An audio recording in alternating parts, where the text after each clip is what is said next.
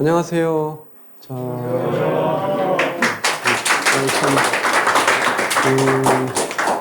오늘이 벌써 4주차네요, 4주차. 엊그저께 시작한 것 같은데.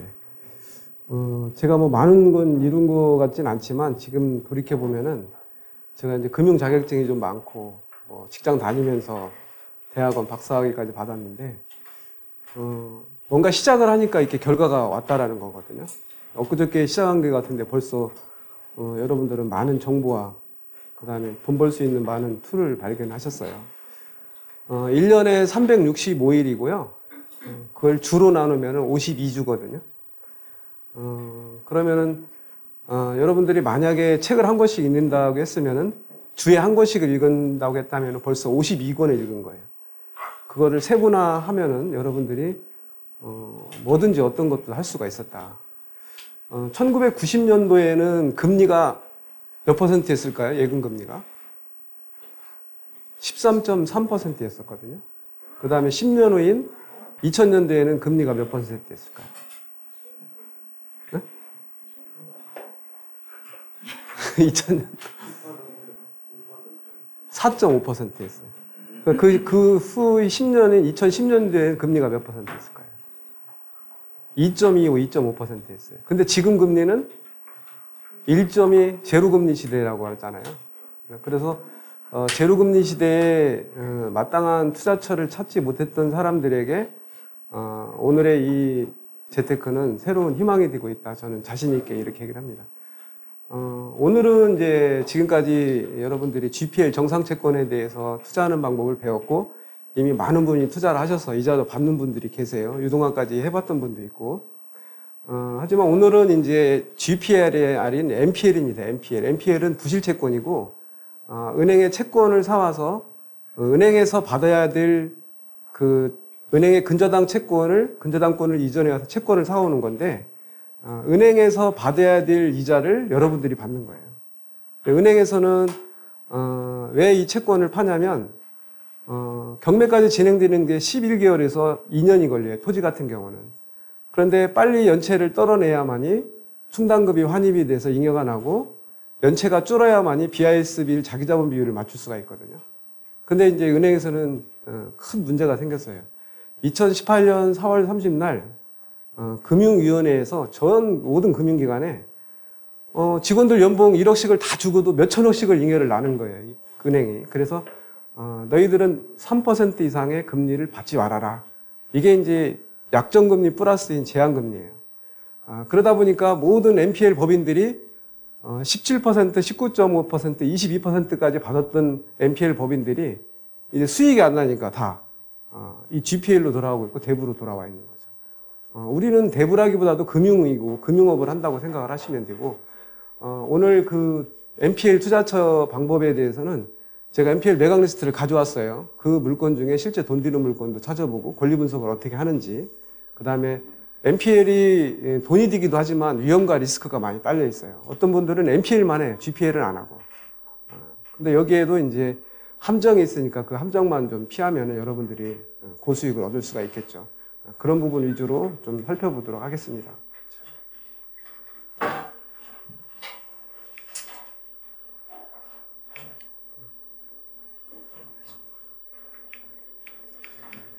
오늘 강의는 지금 이제 이 방법대로 할 건데 원래는 론세일밖에 없었어요.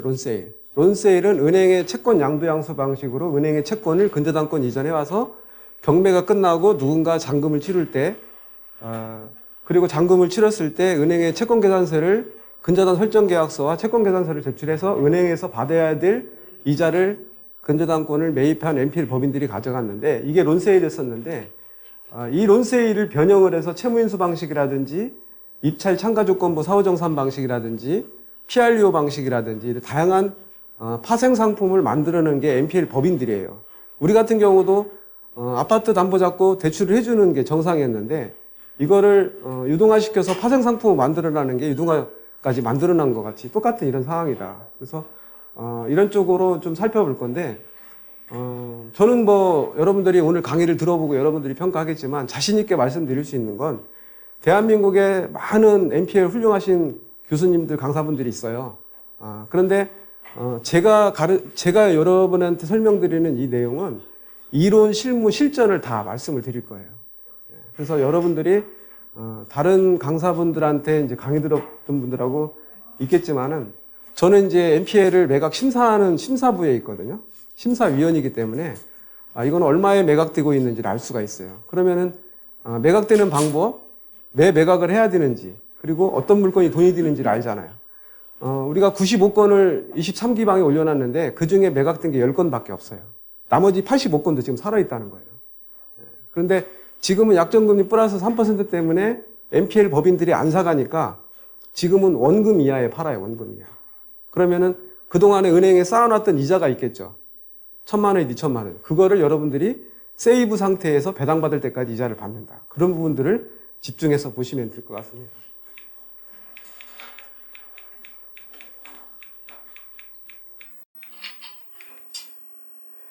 자, 용어를 잠깐 살펴보면요. NPL은 non-performing에서 부실 채권이에요. 98년 11월 23일 이전에는, IMF 이전에 우리는 NPL이 뭔지도 몰랐어요. 미국계 사모펀드가 우리나라에 와서 홍콩, 중국, 아시아 쪽의 모든 이 부실 채권만 투자를 해서 수없이 많은 돈을 벌었는데, 그때는 우리나라가 달러가 부족하다 보니까 달러를 유입하기 위해서 사모펀드 자금을 끌어오면서 너희들한테 세금을 걷지 않겠다. 그런데 이제 이 사모펀드 론스타가 외환은행 카드사를 인수하면서 그거를 이제 뭔가 주가 조작을 하고 이러면서 팔다 보니까 우리나라에서 거기에 세금 추징을 했는데, 론스타하고 지금도 5조 원대 소송을 하고 있죠. 엊그저께 저번 주에는 뭐 5조 원은 필요 없고 뭐 얼마만 이게 합의가 들어왔는데 그런 부분이에요. 그러니까 우리나라에 극동 사옥이라든지 공장들을 다 인수해서 수없이 많은 돈을 벌어간 게 론스타였다. 그 이후에 이제 98년 11월 달에 유동화 자산 법률을 만들면서 이제 부실채권이라는 개념이 생기고, 그래서 이제 그 영어로 NPL이라고 하는데, NPL이라고 하면 은행 직원들이 뭔지도 몰라요. 그 분야만 있는 사람들만 알고 있고, 여러분보다 더 모르고 있다. 그래서 여기 이제 유동화 순환투자는 전에 여러분들이 배웠던 것 같이 근저당을 담보로 대출을 받는 거. NPL도 마찬가지로 NPL 대출을 많이 해줘요. JB 우리 캐피탈에서 뭐 5.5, 6.5까지 금리를 해주고 있어요. 지금 NPL 대출이라고 해서. 그 다음에 여기 별채권이라는 거는 저번에 말씀드린 것처럼 파생 상품이나 개인회생이라든지 파산 신청이 됐을 때 나머지 이 사람이 처분할 수 있는 부동산이 있는 경우에 별채권으로 저당권 실행을 할 수 있다. 자, 그리고 이제 오늘 이 수의계약인데요. 이 수의계약은 여러분들이 NPL 법인이 3억 법인에서 지금 5억 법인으로 바뀌었어요. 이 5억 법인이 아닌 개인도 수의계약으로 신탁 물건 같은 경우는 여러분들이 가져올 수가 있고, 입찰 참가조건부 사후정산 방식으로도 NPL 법인 없이도 가져올 수가 있어요. 그래서 이제 이 수의계약과 연결되어 있는 게 이 신탁 수익권 증세인데, 여기 우리 수강생 중에도 이거를 이제 무궁화 신탁에서 채권을 매입을 한 사람이 있어요. 사업자 없이. 뭐 이런 부분들. 그 다음에 유동화 전문의사 같은 경우는 보통 이제 SPC라는 특수목적법인을 설립을 해서 제1차 유동화 전문의사, 2차 유동화 전문의사 이렇게 얘기를 하는데, 1금융권이 있어요. 우리은행, 기업은행, 신한은행은 NPL 채권을 한 건씩 팔질 않아요. 300건씩, 500건씩 한꺼번에 풀링이나 벌세일로 팔기 때문에 자금이 좀 많이 모여야 되겠죠. 그래서 이 사람들은 MBS, 저당권 담보 주식 채권이라든지 시비증권을 발행해서 그 상품을 돈을 만드는 다음에 또 2차로 만들고 해서 200건, 300건을 가져온 다음에 뭐 지지 옥션이라든지 아니면은 개인에게 또는 3억 법인, 5억 법인에게 팔고 있는 게 유동화 전문의사인데, 유동화 전문의사 물건을 제가 하나 매입을 하려고 이렇게 전화를 했더니 담당자가 3번이 돌아가면서 마지막 담당자가 변호사였어요. 변호사. 이렇게 직원들이 많다 해서 유동화 전문의사는 변호사, 세무사, 회계사, 감정평가사들이 직원으로 다 소속이 돼 있어요. 그래서 이런 부분들을 보면 될 것 같습니다. 한번. NPL은 좀 전에 말씀드린 것처럼 은행의 근저당 채권을 내가 이전해서 가져오는 거예요. 그래서 여러분이 하나 주의할 점이 뭐냐면, 은행의 채권을 매입을 해온 거기 때문에 우리는 론세일 같은 경우는 채권 양도양수 방식으로 채권을 은행에 거 사오는 거예요. 근저당권 이전으로. 그래서 근저당권 이전 비용이 0.8에서 1%가 들어가는 비용 외에는 없어요. 단지 여러분들이 생각을 해야 될 거는 내가 사오는 채권이 NPL 대출이 가능한 물건인지, 그게 첫 번째 조건하고, 또 하나는 누군가 낙찰이 되고 매각이 됐는데 잔금을 못 치를 수가 있어요. 왜 잔금을 못 치냐면 은행에서 병락잔금 대출 대상이 아니기 때문에. 예를 들어 뭐 보전 산지라든지 아니면은 저 지방에 있는 공장이라든지 맹지인 경우는 대출 안 해주죠. 병락잔금 대출을. 그런 경우는 이 사람이 잔금을 치러야 되는데 자기 돈이 없는 경우에 잔금을 못 치르는 경우가 있어요. 그러면 내 NPL로 사온 채권은 질권 대출을 받은 경우에 계속 이자가 발생돼야 되기 때문에 반드시 NPL 질권 대출이 가능한 채권 플러스 병락잔금 대출이 가능한 채권을 매입을 해와야 여러분들에게 안전하게 자산을 지킬 수 있다. 자, NPL은요, 이렇게 지금 여기에 보면은 대출금을 여러분들이 은행에 1억 원을 빌리러 간다면은 은행에서는 1억 2천 설정을 합니다. 1억 2천. 그래서 1억 2천의 근저당 설정 계약서 채권 취구액을 여러분들이 매입해 오는 게 NPL이에요. 이게 론세일입니다. 그래서 여러분들이 만약에 1억 원에 샀다. 그러면은 누군가 1억 1천에 낙찰을 받으면은 1,000만 원만큼 여러분들이 배당 수익을 낼 수 있는 게 NPL 론세일입니다. 나중에 이제 말씀을 드리겠지만 지금은 약정금리 플러스 3%를 해지할 수 있는 방법은 저축은행 금리가 지금도 15%짜리가 있어요. 그럼 15%에 3월 더해도 18%는 받을 수 있으니까 저축은행 채권은 여러분들이 매입을 해와도 된다. 그래서 설정 취구금액 범위 내에 권리 행사를 할 수 있는 게 NPL 론세일이다. 그래서 여러분들이 만약에 1억 원에 사온 채권인데 1억 5천부터 시작해서 그 다음에 30% 떨어지니까 1억 5백까지 떨어졌어요. 근데 그 다음에 이제 고민이 생기는 거예요, 여러분들이. 과연 부동산 시장 경기에 맡길 것인지 아니면은 여러분들이 방어 입찰에 참여할 것인지. 그럴 때 방어 입찰에 참여해서 여러분들이 낙찰을 받는다면은 그동안의 경락잔금 대출하고 똑같아요. 그럼 그거를 여러분들이 간단한 리모델링을 통해서 임대를 줘서 임대 수익을 얻는다든지 아니면은 부동산 자산 가치 상승으로 시세 차익을 얻는다든지. 그 다음에 채권 최고율로 낙찰을 받는다면은 양부태 절세 효과도 있고, 잔존 채권 추심은 NPL 매각하는 금융기관에서 못하게 돼 있어요. 민원 때문에. 하지만은, 변호사님한테 물어보니까 잔존 채권 추심도 아무 의미는 없다. 여러분들이 받을 수가 있다 이거예요. 이런 부분들을 한번 쭉 살펴보도록 하겠습니다.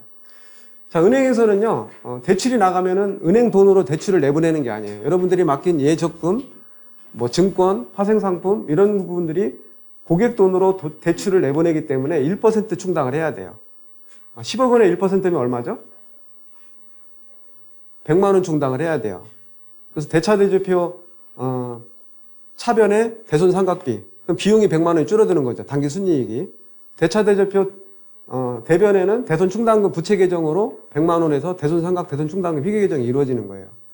만약에 유주이다. 유주인 경우에는 은행의 이자는 잘 내는데 신용불량이 됐다든지 압류, 가압류가 된 경우에 유주이로 바로 등재가 돼요. 이게 전산이 다 짜여져 있어요. 그러면 10억 원이면은 1억 충당을 해야 돼요.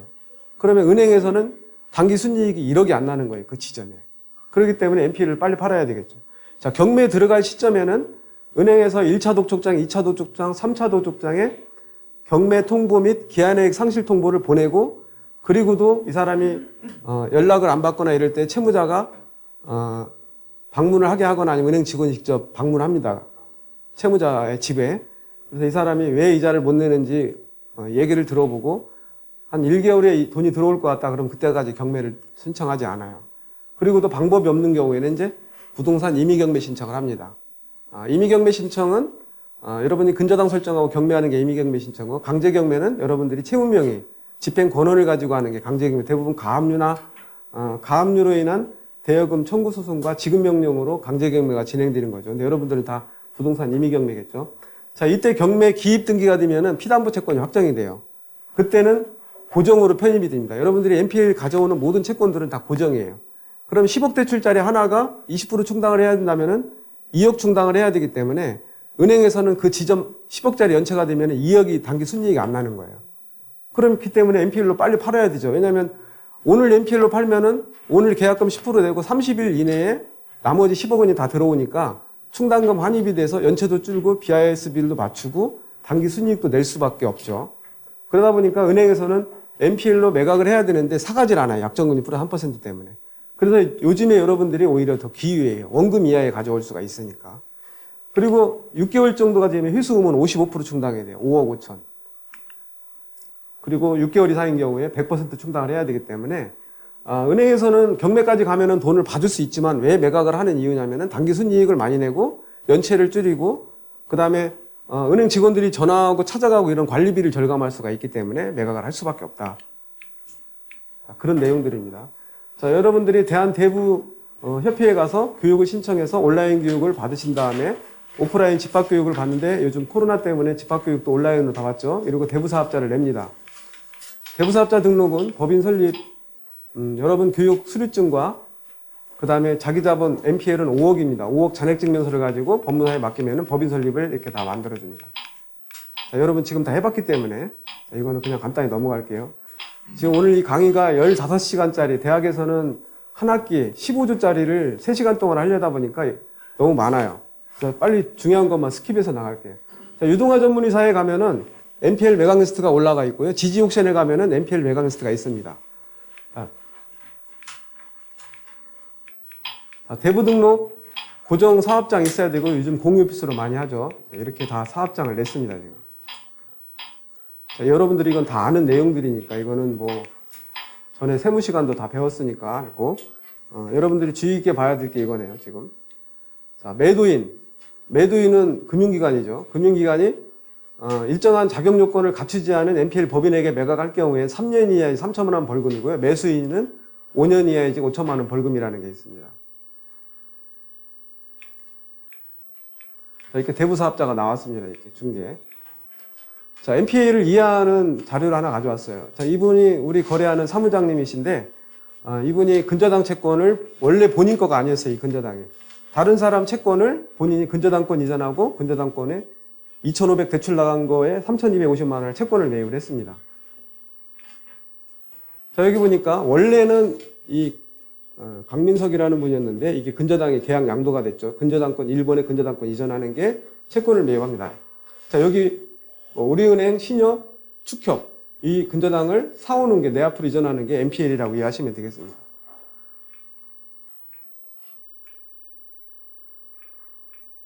자, 이렇게 경매가 낙찰이 됐는데 경매 비용 영순위로 빠지고 경매 비용은 80% 환급이 됩니다. 자, 옹진군청에 있는 재산세가 먼저 1순위로 빠지고 본인이 배당을 다 받았어요. 자, 국민연금관리공단에 나와 있는 제세공과금의 체납은 근저당권에 밀리기 때문에 뒤에 받았다.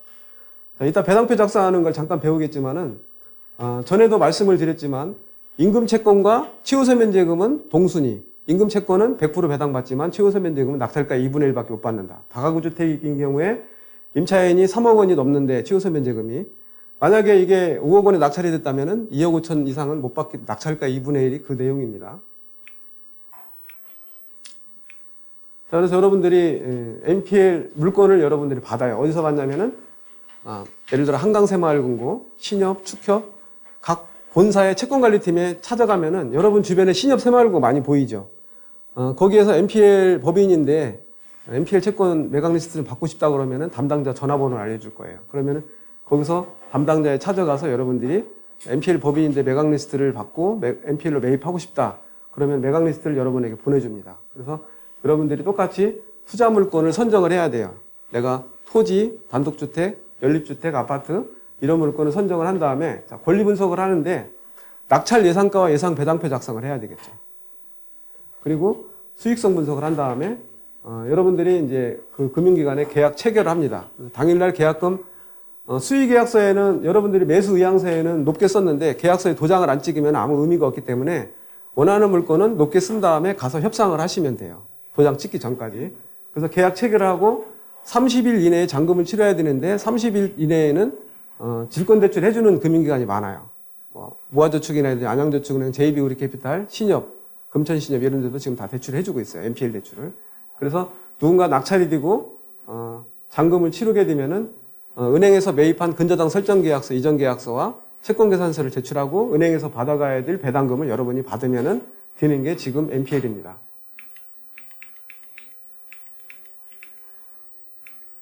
자, NPL을 매입을 하는데 이게 지금 전엔 제가 다른 데에 있는데 여기에 지금 리스크관리, 이 뒤에 보면 리스크관리실에 근무했고 이분은 NPL 법인이에요. 여기 담당자는 NPL 매각 담당자고. 자, 여기 협상을 해야죠, 협상. 협상을 하는데 가급적이면 원금 이하, 남은 쌓여있는 이자를 여러분들이 가져오는데, 오늘 여러분들이 아셔야 될 MRP, 최저 매각 예상 가격 이하의 최저 매각 예상 가격만 가져올 수 있다면은 여러분들은 NPL로 돈을 많이 벌 수가 있어요. NPL도 매입할 시점이 있어요. 언제 매입하냐면은, 대부분 은행에서 상반기 결산이 6월달이고 하반기가 12월달인데, 잔금이 30일이라고 했으니까 5월달에 NPL로 집중적으로 매각을 해요. 그리고 11월달에 집중적으로 매각을 할 때 원금보다도 더 저렴하게 매각을 합니다. 연체를 빨리 떨어내기 위해. 그래서 여러분들이 NPL로 매입할 시점은 5월달하고 12월달, 11월달에 집중적으로 여러분들이 매입을 하면 된다. 그리고 담당자하고 협상을 잘해서 가급적이면은 저렴한 가격으로 돈 되는 물건을 매입해 오면 되겠죠.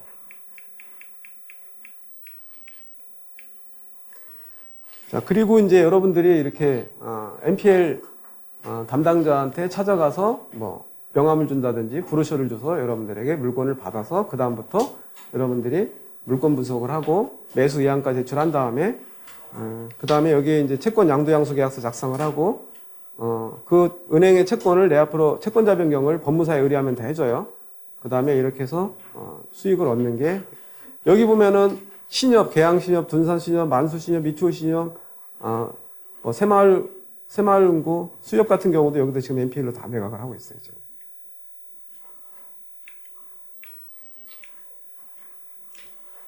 자, 이게 지금 우리가 NPL로 매각하는 물건입니다. 매각 물건이 여기 올라가 있어요. 담당자 전화번호도 있고. 자, 이게 NPL 매각 리스트입니다, 지금. 자, 여기 보면은,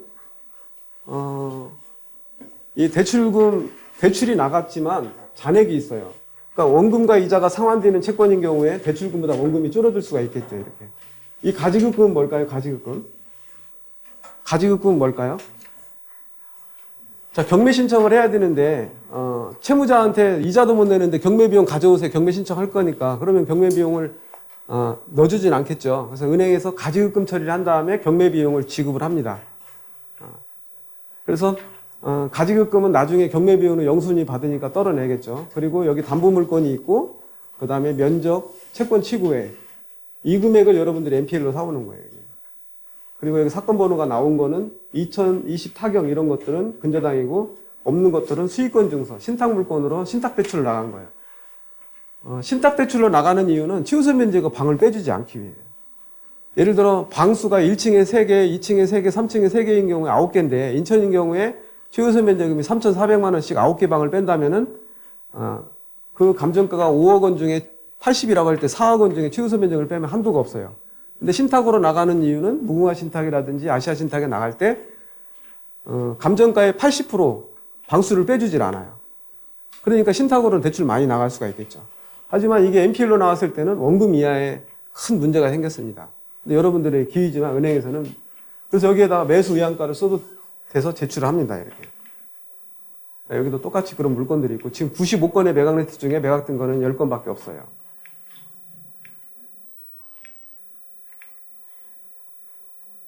자, MRP 산정은요, 담보물 가격. 여기 지지 옥션, 경매 통계, 법원부의 통계, 시군별 통계에서 법원별에서 취근 1년으로 누려지고 매각 통계에서 이렇게 MRP 산정을 합니다. MRP는 최저 매각 예상 가격이에요. 그래서 은행에서는 NPL로 매각할 채권의 가격을 정해놨어요, 미리.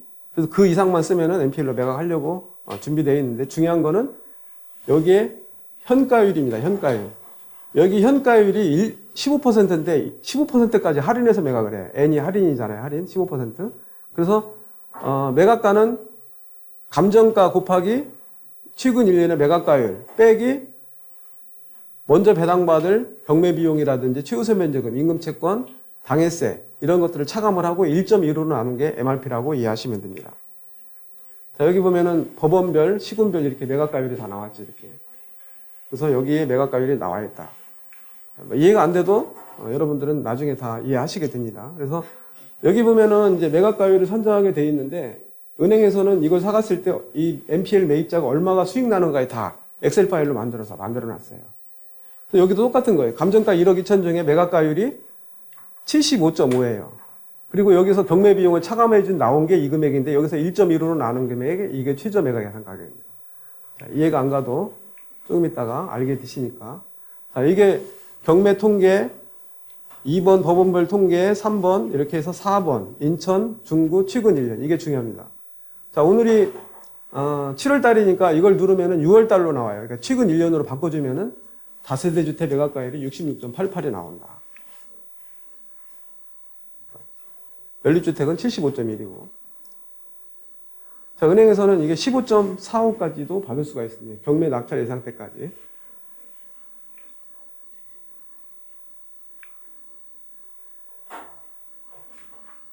자, 감정가가 1억 원일 때 낙찰 예상가가 87%예요. 그럼 8,700만 원 중에 선순위 최우선 임차 보증금이 2천만 원이고 경매 비용이 300만 원일 때 6,400이잖아요. 6,400에 15% 할인 중에 5,500에 살 수가 있어요. 자, 감정가 1억인데 감정가 1억은 시세는 한 1억 2천 정도가 된다는 거거든요. 그러면 1억 2천짜리를 여러분들은 5,500에 사올 수가 있네요. 이게 NPL이에요. 단지 여러분들이 여기에서 실제 낙찰 예상가와 예상 배당표 산정하는 게 제일 중요한 거겠죠.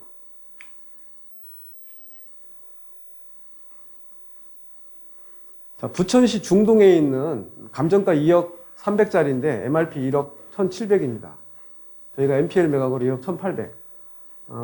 저번 주 목요일 날 담당자가 이거 NPL로 매각했습니다. 한번 결제 좀 해주세요. 그래서 왔는데 이게 매각한 건이에요.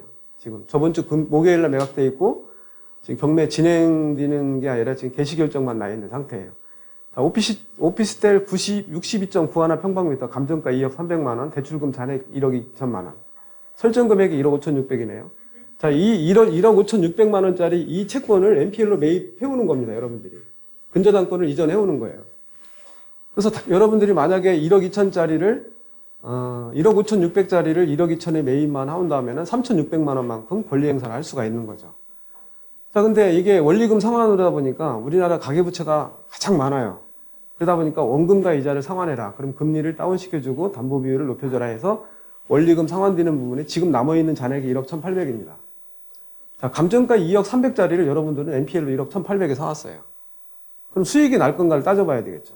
질권대출은 모아저축은행에서 90%까지 1억 2천에 90% 1억 800. 자, 미수이자 이게 중요합니다, 여러분들이. 자, 경매 들어갈 시점에 채권 청구액이고요. 청구액에 1억 1,800에 매각을 했죠. 자, 원 이자는 빼놓고 이자에. 미수이자가 1,526만 6,681원은 여러분들이 세이브 상태에서 시작을 하는 거예요. 나중에 경매 신청이 돼서 누군가 낙찰이 되고 배당을 받으면 이 금액만큼은 여러분들이 채권 계산서에 은행에 받아가야 될 돈을 여러분이 채권을 사왔기 때문에 여러분 수입이에요, 이 수입은. 자, MRP 산정을 해보니까 1억 1,793만 5천 원 나왔어요. 아까 똑같이 감정가 2억 300에 매각가율을 85.76%에 경매 비용을 빼주고 그 다음에 질권대출 이자를 빼주고 질권대출 원금, 질권대출 배당받을 때까지 이자를 빼주니까 5,500만 원이 남았네요. 자, MRP 산정은 1억 1,793만 5,116원이 됐고 MRP 가격은 1억 1,800이었어요. NPL 매각은 1억 1,800이었어요. 질권대출 이자는 연립 오피스텔이니까 2차에 낙찰된다고 가정을 할 때 11개월 잡았어요. 이자는 현재 오피스텔의 금리가 4.5예요. 근데 3월 더하니까 7.5. 1억 800, 이게 질권대출 이자인데 지금 모아저축은행에서 받고 있는 이자예요, 이게. 비주거용은 8.5고. 질권대출 이자가 732만 원. 그러니까 결국 NPL로 매입해온 게 1억 1,800이고, 은행에서 NPL 대출을 받은 게 1억 800이니까 내가 실제 투자한 건 1억 200이에요. 그래서 경매 비용이 있고, 청구 금액이 있습니다. 자, 낙찰 예상가는 1억 7,400만 원 중에 경매 비용을 차감을 하고 질권대출 원금 차감을 하고 질권대출 이자를 차감을 하니까 5,500만 원이에요. 자, 5,500만 원 중에 실제 1,200만 원을 나누니까 463% 월이자 463만 3,308원이 남네요. 자, 이건 지금 살아있는 채권이에요. 지금 엊그저께 매각을 한 거니까 경매가 진행되는데 얼마의 낙찰이 될지 여러분들이 한번 보시면 됩니다.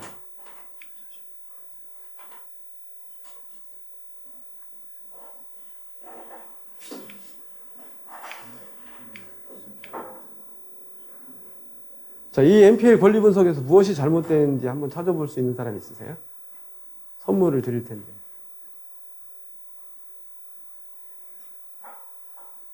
자, 다른 물건이 또 있으니까 그때 가서 한번 볼게요.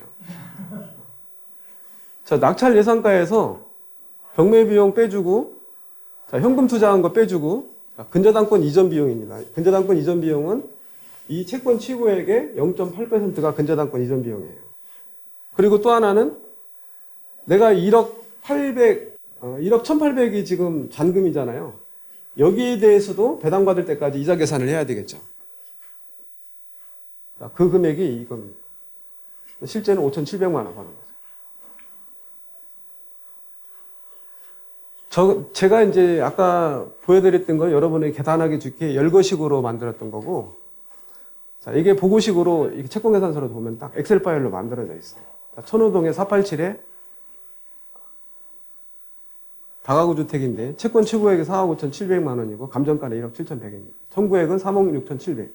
이 청구액을 잘 보시죠. 이 금액이 은행에서 받아야 될 원금과 이자다. 근데 지금은 이 이하의 매각을 하고 있다.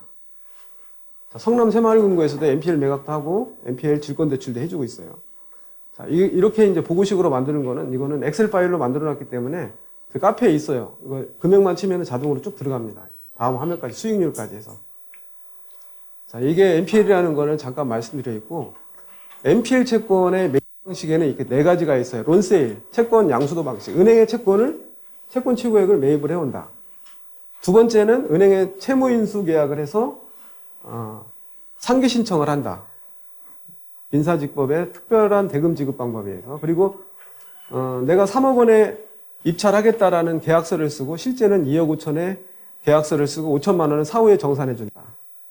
입찰 대리 계약은 컨설팅과 같이 모든 계약과 대출 명도까지 다 해주고 수수료를 받는 게 입찰 대리 계약입니다.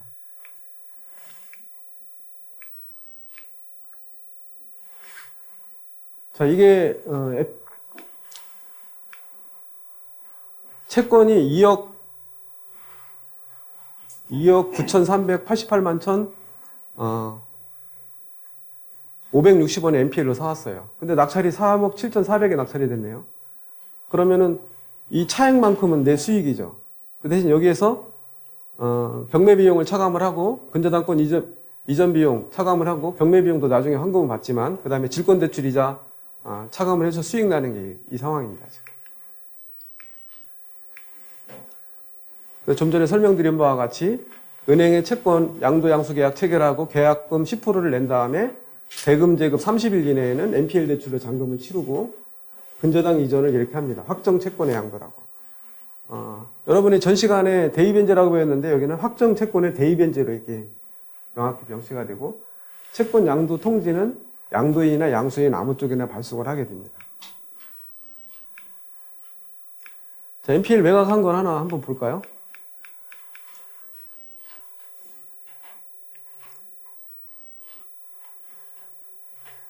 자, NPL이 계약금 여기 700만 원을 냈어요. 10%.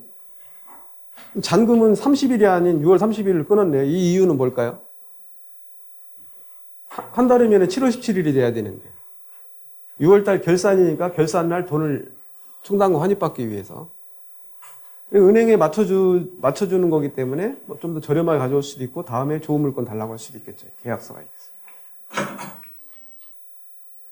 자, 이 채권을 약정이고 대출거래 약정인데 여기에 보면 취고금리가 19.5로 써 있어요. 대출금의 한정근담보, 지금은 한정근담보, 포괄근당이 아니라 한정근담보만 한다고 그랬죠.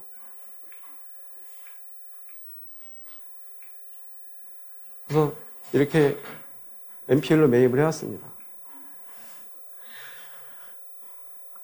자, 십정동에 49.09, 14.58평인데 감정가가 9,400이고 주변 시세를 알아보니까 8,500이에요.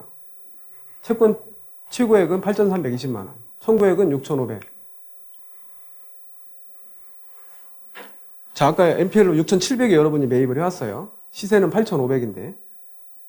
자, 근데 감정가 9,400에서 30% 저감이 되니까 70을 곱하면은 얼마죠? 자, 6,580입니다. 자, 이때 여러분은 고민이 생겨요, 이제. 나는 6,700에 매입을 했는데 6,580부터 9,400 사이에 많이 써내는 사람이 낙찰이 되는데 여러분은 어떻게 하시겠어요? 6,700에 매입을 했는데. 여러분 어떻게 하셔야 돼요? 여러분은 6,700 NPL로 매입을 해왔는데 그 다음 저감된 게 6,580까지 떨어졌어. 그 다음 어떻게 하실 거예요, 여러분들은? 예, 이때 방어입찰에 들어가는 겁니다. 자, 여러분들은 얼마의 방어입찰에 들어갈 거예요? 여러분 지금 6,700 채권 최고액 다 맞는 말씀이에요. 다 맞는. 자, 어떤 분은 시장 경제에 맡기니까 누군가 나는 이건 분명히 6,700 이상 낙찰될 거야. 나는 참여 안 해. 이 사람이 무역업을 하는 사람이라 내가 그냥 6,700에 낙찰 받으면은 나 한 뭐 100 얼마야? 120만 원 손해 보지 뭐 방어입찰 참여 안 했어요. 누군가 방어입찰에 참여를 해야 되는데 이 사람이 무역업 때문에 해외에 나가 있어서 참여를 안 했는데 누군가 낙찰이 됐어요. 자, 방어입찰에는 세 가지 방법이 있어요. 첫 번째 방법은 6,700의 근저당권 이전 비용이 65만 원 정도가 돼요. 6,765만 원에 방어입찰하는 방법 첫 번째. 두 번째는 아까 어떤 분이 말씀하신 것 같아요. 채권 최고액으로 방어입찰하는 방법 두 번째. 세 번째는 다른 사람에게 이 물건을 줘요. 야, 주변에 지하철역 5분 거리고 괜찮아. 네가 만약에 7천에 낙찰 받으면 내가 100만 원 너한테 줄게. 그럼 너는 8,500짜리 7천에 사는 거야. 이렇게 얘기를 하는 거죠. 입찰을 시키는 거죠. 그게 개인 간의 사후정산 방식이에요. 자, 여러 가지를 말씀을 다 드렸어요. 자, 은행에서는 1금융권에서는 한 건씩 팔질 않고 풀링으로 100건, 200건씩 팔기 때문에 여러분은 거기에 참여할 수가 없죠. 여러분들은 신협, 새마을은행고, 수협, 축협 이런 데서만 가져오는 물건만 해도 여러분들은 소화를 못해요. 그 물건들이 넘쳐나기 때문에. 자, 이렇게 예상 배당표와 낙찰 예상가, 얼마 수익 나누는가에 다 분석을 해놓은 게 보고식으로 엑셀 파일로 만들어 놨습니다. 자, 여기 보면은 이 근저당을 이 확정 채권의 양도를 NPL로 매입해야 하는 게 등기부등본에 나와 있는 상황이에요. 자, 우리 이거는 GPL에서 많이 배웠던 거니까 똑같이 그냥 넘어갈게요.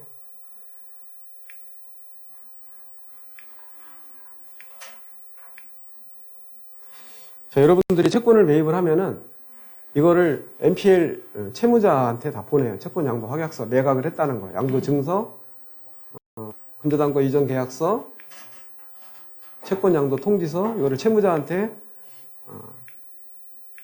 양도인이나 법무사가 다 차려줍니다. 그래서 여기 여러분은 8,320만 원을 근저당 이전에 해놨잖아요. 이 금액을 8,320만 원으로 나누면은 여러분이 근저당권 이전 비용이에요. 여기. 그래서 이 금액은 지금 배당기일날 이렇게 제가 참여를 했어요. 여기 이분이 박대규 대표인데 저하고 같이 근무하다가 무역업 한다고 나갔어요. 근데 어느 날 무역업이 365일 하는 게 아니기 때문에 경매 좀 하다가 어느 날 경매 낙찰이 안 되는 거예요. 옛날에는 한두 건씩 낙찰했는데. 그래서 저한테 찾아오길래 NPL을 한번 알아봐라. 그래서 NPL 3억 법인 내고 바로 이 건부터 투자를 하기 시작했죠. 배당표를 다 받아서 집행관에서 자, 이 사람이 몇 번 찾아갔는데 없어요. 그래서 제가 이 안내장을 이렇게 붙였죠. 그리고 이 사람이 안내장을 붙였는데도 일이 없길래 내가 이삿짐 센터를 불려서 물류보관 창수에 냉장고, 에어컨을 다 집행관 보관을 시켜놓고 나중에 이걸 집행을 해서 경매 비용 다 차가면서 보냈습니다. 집행관이 와가지고 딱지 붙이고 이거는 내가 가서 딱지 붙였던 거. 보관료 20만 원, 운송비 50만 원, 명도집행 97만 원, 열쇠 교체비 10만 원. 이거 집행해서 이 비용은 다 받았던 거죠. 자, 아까 이분이 이걸 하나에서 얼마 받았냐면요. 100만 원 벌었어요. NPL 법인이. 여러분들이 빌라는 매입을 하면은 돈이 안 돼요. 특히 인천에 있는 물건들은 더 그래요.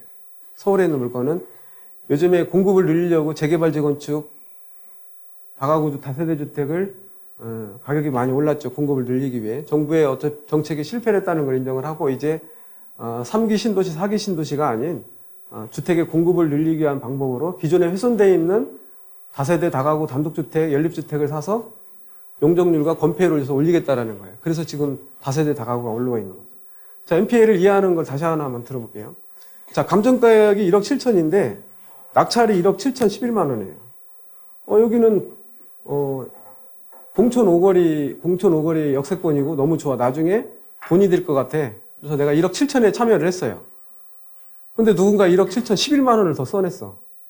그럼 과거에 여러분 같았으면은 여기 현장 가는 시간이라든지 차 기름값 정도는 들어가서 낙찰 안 돼서 계약금 돌려받고 경험으로 생각했겠지만 NPL에서는 나는 1억 7천에 입찰하고도 누군가 높게 쓰더라도 1억 8,200 범위 내에 배당을 받을 수 있는 게 NPL이에요. 낙찰이 안 돼도. 자, 배당을 보면은 자, 안양저축은행에서 질권대출 원금이 빠져나가고 이자까지 다 쳐나갔어요. 그 다음에 두 번째 NPL 법인이 사가고 나머지는 잉여금에 대해서는 소유자까지도 갔어요. 이렇게. 높게 낙찰됐기 때문에. 그래서 여러분들은 지금 GPL 투자 법인이 없는 경우에 은행의 근저당 설정, 여러분 질권 설정하고 받아가죠. 이렇게 안전하게 배당을 받을 수 있는 게 NPL과 GPL의 또 차이점이라고 볼 수도 있죠. 좀 빨라도 이해를 해주세요. 여러분들이 할 게 너무 많아서 이해하는 부분만 이해하시면 될 것 같아요. 자, 여기 보면은 지금 5명 입찰해서 5억 9,611만 원. 자, 여기 보면은 여러분들이 주의할 게 봐야 될 게 이 내용입니다. 이 청구 금액. 이 청구 금액은 당일까지 원금과 이자, 경매 비용이 포함되어 있는 거거든요. 그러니까 여러분들은 이 금액 이상 매입을 해오시면 안 돼요. 자, 3억 8천에 여러분이 이 금액에 당일까지 원금, 이자, 경매 비용까지 다 포함되어 있어요. 정상이자 인체이자까지. 이 금액에 매입을 했다고 생각을 해봐요. 그리고 이걸 근저당권 이전했어요. 4억 5,240만 원. 은행 거를. 경기자산관리가. NPL 법인인데. 저럼 4억 5,240만 원에서 3억 8,226만, 222만 6,630원 차이만큼 권리 행사를 할 수 있는 거예요. 근데 누군가 5억 9,611만 원에 낙찰 받았네요. 나는 이거밖에 못 받는데 4억 5,200만큼. 이건 어떻게 되는 거죠? 내 권리 행사는 이 이상 못 받아요, 이 이상. 아무리 높게 낙찰 받아도. 그 부분을 생각을 해보시고, 자, 유동화 전문의사에서는 애당초에 경매 신청할 때 이 금액으로 다 청구를 해요. 4억 5,240만 원. 그러면 NPL 투자 수익에서 많은 수익을 내려고 변경 연장, 기일, 그 다음에 집행정지했다가 경매 취하했다가 재경매 신청하는 연체이자를 많이 받기 위해서. 하지만 여기에서는 유동화 전문의사는 아예 이 금액으로 청구액으로 넣어요. 그러면 실제 이 금액을 다 배당해줘요. 그런 사례들이 많이 있어요. 제가 많이 봤습니다.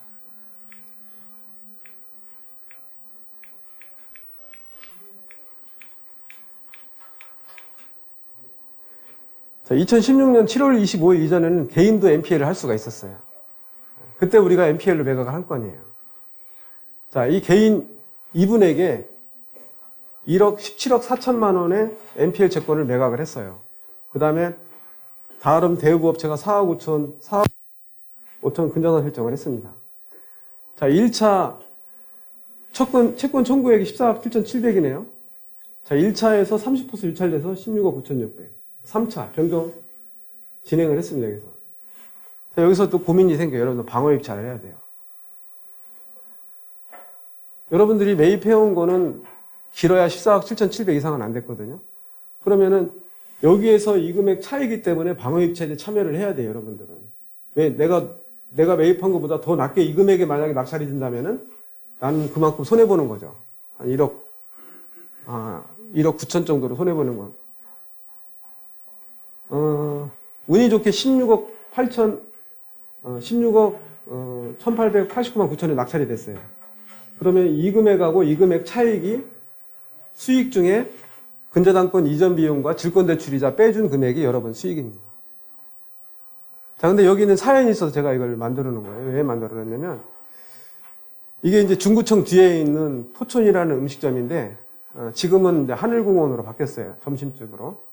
자, 이 채권을 매입을 한 사람이 5명이 공투를 했어요. 어떠냐면, 지지옥션의 전무이사님이신 문 교수님이라고 그분이 유명하신 분인데, 그분은 NPL을 모르고 경매로만 참여를 한 거죠.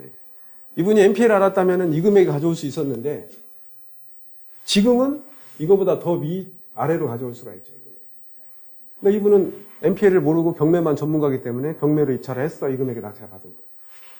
아들 플러스 공투 4명, 이렇게. 자, 근데 이거를 NPL을 오전에 팔았어요. NPL 법인에게 우리가. 이 채권 최고액을 팔았습니다. 17억 4천을. NPL 법인에게 팔았는데 이 사람이 NPL을 잘하는 법학과생을 데려와가지고 직원한테 오후에 따지기 시작합니다. 나는 이해관계인인데 내가 법정 대의변제로 대의변제를 할 수가 있는데 왜 나한테 통보 한 번 없이 니네 마음대로 NPL로 매각을 했어? 이 담당자가 임의대의변제, 법정 대의변제를 몰라요. 금융위에 전화해보고 알아보니까 법정 대의변제는 이해관계인이 먼저 대의변제를 할 수 있다는 거 알아서 당일날 이 사람으로 가져가서 수익금을 내요. 당일날 경매가 취하가 할 수 있는 방법도 자 잔금을 다 치르기 하루 전날인데도 근저당권 말소로 인한 취소 신청을 할 수가 있어요.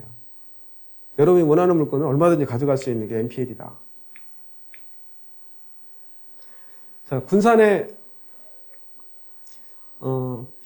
경매학원 원장님이 저한테 우리 수강생들하고 NPL 하나 매입을 해왔는데 전주 있는 물건입니다. 그래서 NPL 대출 좀 해주세요. 제가 옛날에 NPL 대출 했는데 요즘에 10% 충당 때문에 하지 말라고 해서 안 하고 있어요. 자, 여기 군산 반석 신협에서 이 채권을 매입을 해왔습니다. 다가구 주택인데. 론세일 채권 양도양수 방식으로 가져왔는데 약정금리 플러스 3% 때문에 이게 고민이에요. 과연 연체를 최고로 신청해도 배당을 해줄지. 자, 그래서 3억 4,380만 원에 NPL 채권을 매입을 했는데 5억 2천에 낙찰을 했어요. 이 사람은 군산에 있는 경매 학원이기 때문에 이 부분은 권리 분석이 빠삭하겠죠. 같은 군산 범위내니까. 이 금액 이상 낙찰된다는 걸 알았어요. 3억 4,380만 6천에 매입을 했는데 5억 2천에 낙찰받았으니까 5억 2천에서 3억 4,300을 뺀 차액이 이 사람 수입일까요? 근저당권 이전 비용뿐만 아니라 최우선 면제금을 차감을 해줘야 돼요. 그게 여러분의 NPL 권리 분석입니다. 자, 운이 좋게 여기는 19.68로 신청을 했네요. 여러분이 경매 신청을 할 때 이렇게 날짜 은행에서는 이 금액에 따른 뒤에 전산용지가 들어가지만 여러분 대부사업자는 그게 없어요. 그냥 여러분은 수기로 쓰시면 돼요. 채권 취구액으로 쓰셔도 되고 뭐 20%로 신청하셔도 됩니다. 나중에 이의제기가 들어오면은 이의제기에 대한 그 금액만큼 배당을 해주듯이. 자, 채권 양도장수 계약서를 썼어요. 이렇게. 자, 계약금은 4월 3일 날이고 잔금은 여기는 더 빨라졌네요. 20일밖에 안 걸렸네요. 그거는 협의회에 따라 다르는 거니까. 자, 군산 반월신협 거를 NPL 법인이 매입을 해서 계약서를 이렇게 썼습니다. 자, 이자 계산이 다 있어요. 자, 이 채권을 채권 취급액을 매입을 하는 거죠. 자, 지금은 이 사람이 지금 5.756인데 여기에 3을 더하면 8.756 이상 이자를 못 받아요. NPL 법인이. 근데 경매 신청에서는 19.68로 신청을 했죠. 그 금액만큼 배당을 받는다는 거죠. 국세 완납증명서 지방세 이 사람이 대출 나갈 당시에 서류왔던 가져왔던 거를 보여줬어요. 자, 근데 여기 최우선 면제금이 다 있죠, 이게. 경매 최초의 근저당권 설정일이 2013년 6월 28일이지만 그 이후에 들어온 사람도 최우선 면제금을 배제를 해주기 때문에 그 금액을 빼줘야죠.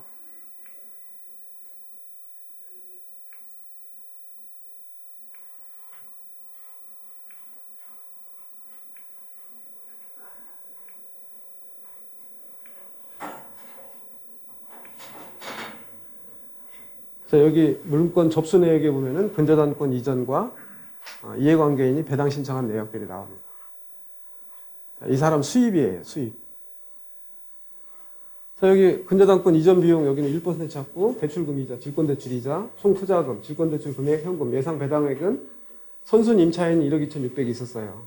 3억 7,800, 매입한 거 3억 4,300이니까 이 금액에서 저 금액 뺀 금액이 실제 수입입니다. 한 3,500만 원 정도. 근데 실제 낙찰은 그 금액 이상이기 때문에 수입이 좀 더 늘었어요. 최우선 면제금, 최초의 근저당권 설정일보다 늦게 들어왔기 때문에 그 당시 군산에 있는 최우선 면제금이 1,400만 원씩 9세대 1억 2,600만 원이 나보다 먼저 배당받기 때문에 나보다 먼저 배당받는 임차인에 대해서는 배당 신청을 여러분들이 해줘야 된다. 자, 최우선 면제금은 1,400만 원. 그 최초의 근저당권 설정일 시점에 있는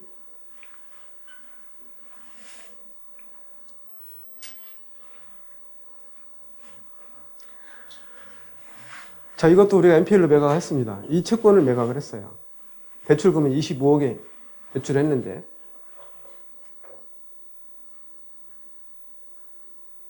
자, 여기 사람은 의사였어요, 의사. 의사였고 부인도 정신과 의사예요. 채무자가. 대출을 해줬는데 이 사람이 개인회생 신청을 했어요. 그다음에 집행정지가 되는 거죠. 집행정지. 그리고 개인회생이 폐지가 되면서 별채권으로 저당권 실행이 계속돼서 37억 2천에 낙찰을 받았어요.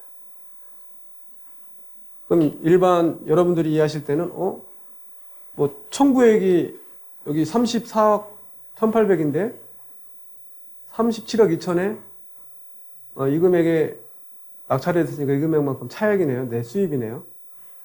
그렇게 생각할 수도 있겠죠. 하지만 이게 대출금이 37억 2천을 120% 나누면 얼마죠? 37억 2천을 120% 나누면 얼마예요?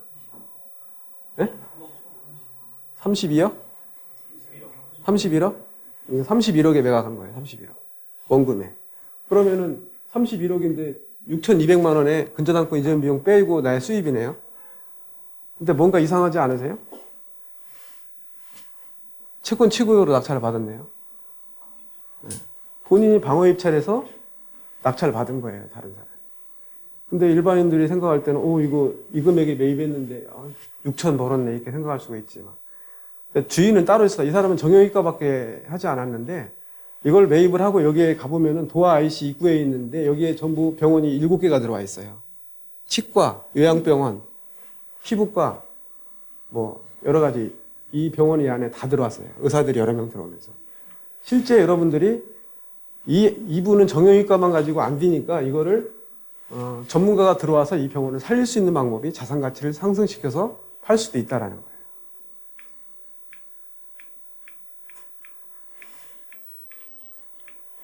자, 개인회생이 폐지가 됐습니다. 왜냐하면 이 사람이 의사고 부인도 의사인데 채권 면탈의 목적으로 개인회생 신청을 했다. 채권자 3분의 2 동의를 못 받았기 때문에 폐지가 돼서 별채권으로 저당권 실행해서 낙찰이 된 겁니다.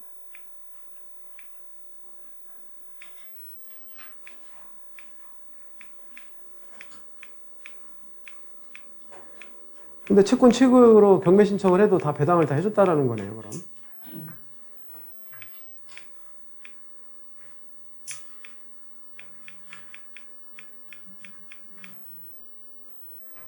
자, 이것만 하고 5분만 쉬었다가 다시 진행할게요. 자, 전주 덕진구에 있는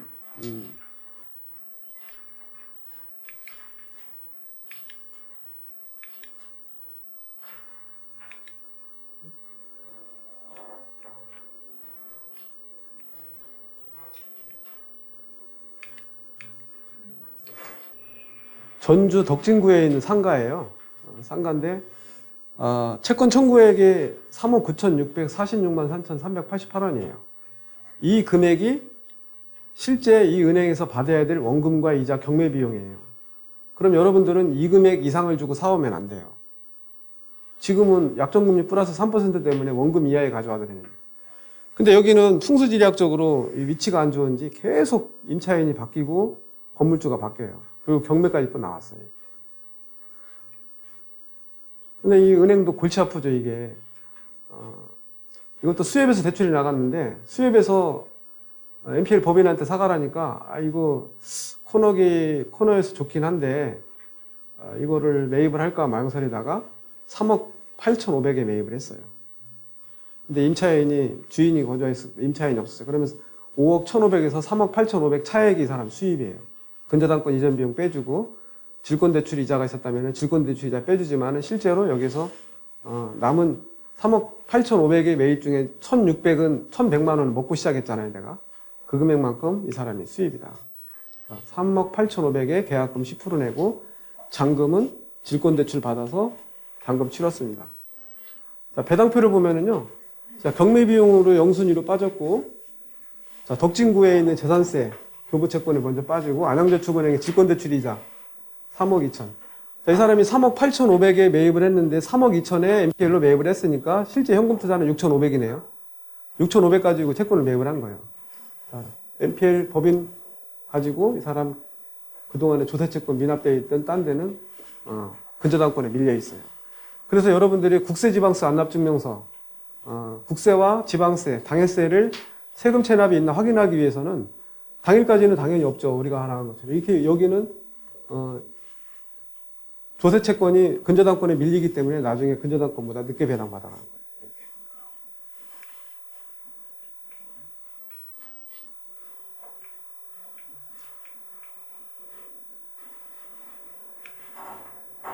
자, 이것만 하고 잠깐 쉴게요.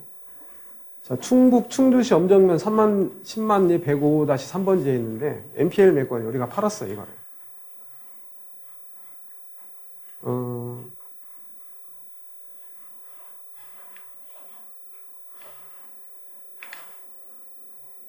자, 감정가 4억 200이고요. 2억 9,900, 299를 130으로 나누면 얼마죠? 이 당시에는 130% 설정했었던 것 같은데. 2억 3천인가요? 2억 3천? 얼마죠? 자, 2억 3천에 매각을 했어요. 근데 3억 5,100에 낙찰이 됐어요. 이거 우리 채권이니까 제가 잘 알죠. 그럼 그 차액만큼 여러분 수입인데, 자, 이 사람이 낙찰이 되고 잔금을 치루 하루 전날 이 사람이 이거는 농장도 있고 두부 공장도 할 수 있기 때문에 내가 매입을 해야 되겠다 그래서 찾아왔어요.